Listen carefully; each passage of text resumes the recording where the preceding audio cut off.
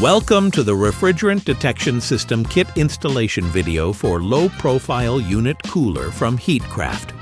Remember, RDS kits are designed exclusively for Heatcraft's new dual refrigerant class equipment. They can't be used on older A1-only units. Make sure your system is compatible before starting the conversion. In this video, we'll walk you through the tools and components included in the Refrigerant Detection System Kit and how each part plays a critical role in a successful installation. Before we dive into the step-by-step install process, let's take a look at what comes in the box.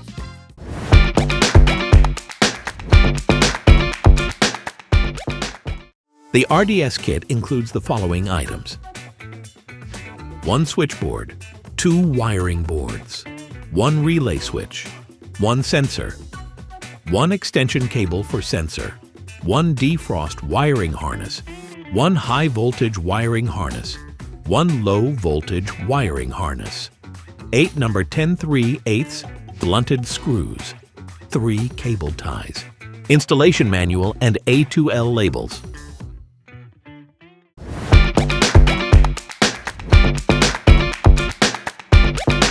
There are a few items you'll need that are not included in the kit. 124-volt 40 VA transformer. Be sure to confirm the primary voltage, especially if you're working with an unusual power supply. A solenoid valve, and it must be yellow to ensure proper compatibility. A check valve, also required for correct operation. Let's get started with the installation process.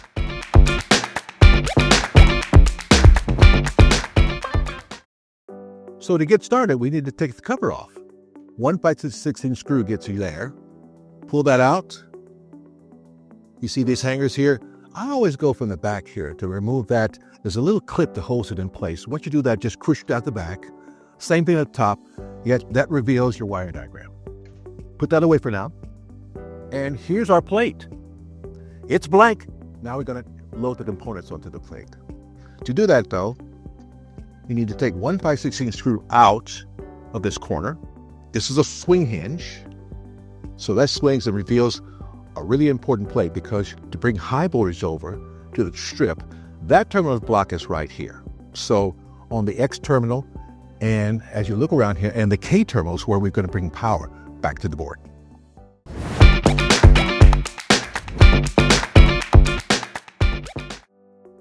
To begin with, we're going to start mounting the components. We're going to start with the terminal strips that will land in this corner. To do that, we orient L2, L1 at the top.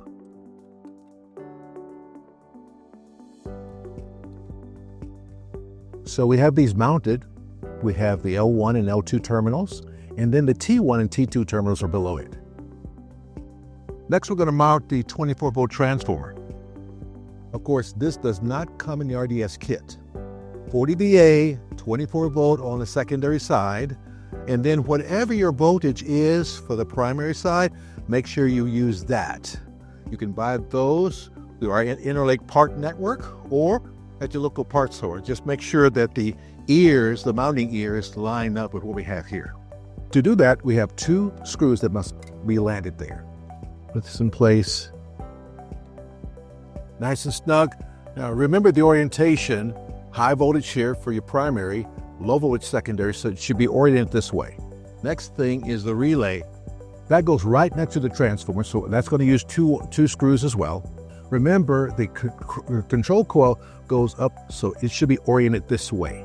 You want to put 1 screw in first, drop that in, put the second screw in. Now you remember these ears are plastic. So just snug them in, but do not over tighten because you may snap an ear. And there's our relay.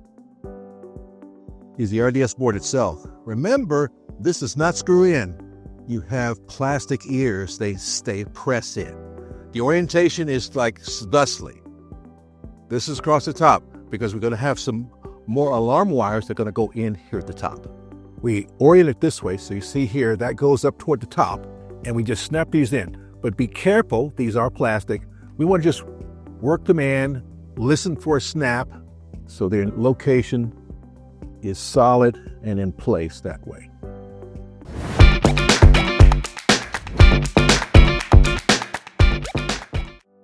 Okay, now it's time to wire. So we have 3 wiring harnesses to be mindful of.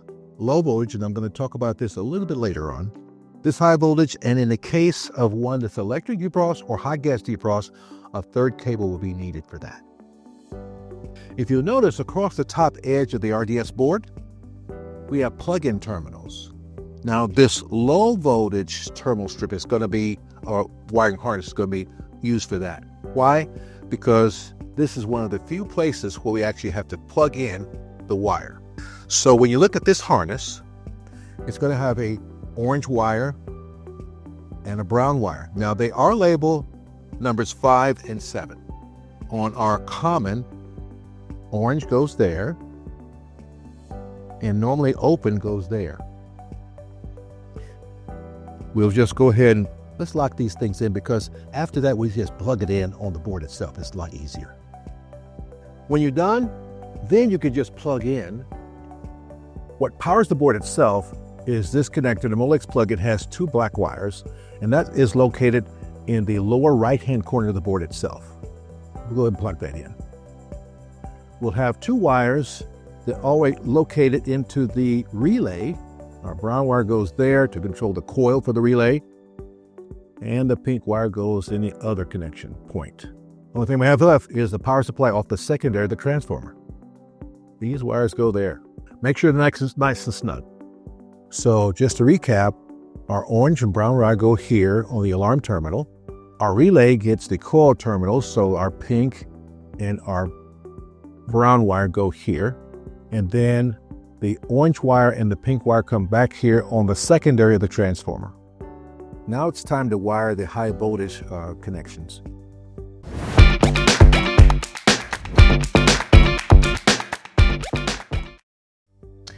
As you look at the terminal block for L1 and L2, let's go ahead and power the step-down transformer. So L1 and L2 go right across our transformer. On L1, we have our dark blue wire, and that travels down over to hit the middle connection point on the relay. Going down here to T1 and T2, the yellow wire on T2 travels all the way over to the bottom connector on that double pole, double throw relay. And then our light blue wire, it travels all the way over to the top connector on that relay.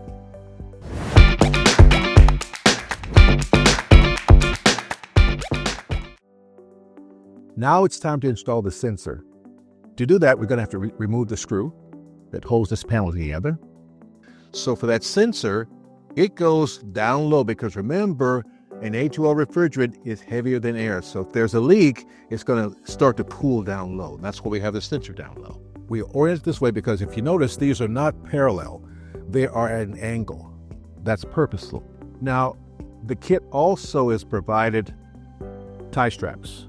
I've already looped this one, but it's looped, so it's got a retainer to put this in place. We'll go ahead and put that in place. The other cable that comes with the system is an extension cable. To do that, make sure that we have this, make good contact here. So put this in place here. It's got a retaining nib. Make sure that's all the way in place, because it does have a bearing inside. There we are. Now remember, we have to now loop this through this bushing at the top.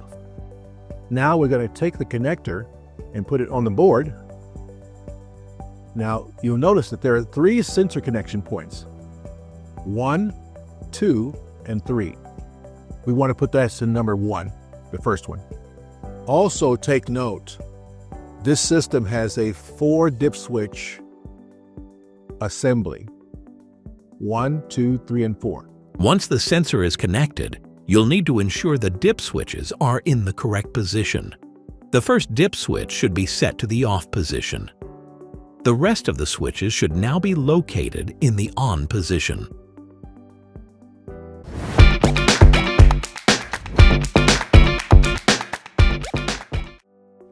Now, that's all the steps if it's air defrost. If it's electric or hot gas defrost, we have one more high voltage connector block to put together.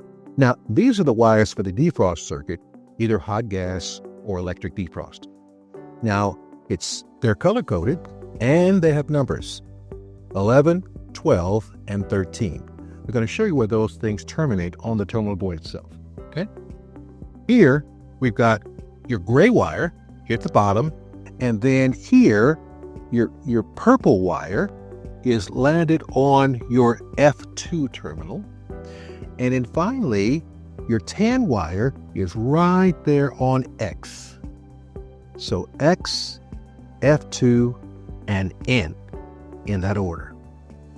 Going down to T1, your tan wire goes all the way over and it goes back to the defrost terminal that we talked about earlier. Right across from that light blue wire, we have our purple wire.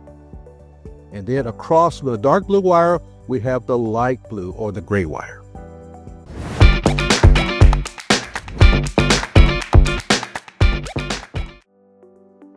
Last detail, the A2L sticker. It comes in the kit. It should be mounted right above the logo for Bone, if you got a Bone unit, right?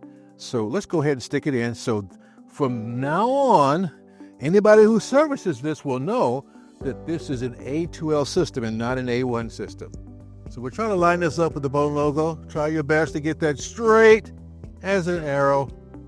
Put that in place. Charged with A2L.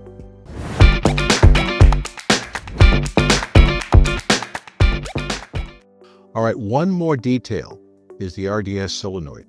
Now we need an RDS solenoid and a check valve. Those come separately. They're not part of the kit. However, when you get the kit, it can't just use any spool-in solenoid. It's got to be yellow in color. That's by design and because of guidelines. And so make sure you have that.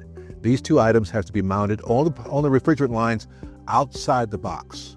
You do that and use the wiring diagram, because the field wiring that includes the RDS kit is part of the wiring diagram. So you'll see where to land your wires for this. And that's that. As a final step, once the solenoid and check valve are installed on the refrigerant line outside the box, don't forget to apply the A2L label to the condensing unit. Proper labeling is required for code compliance and safety.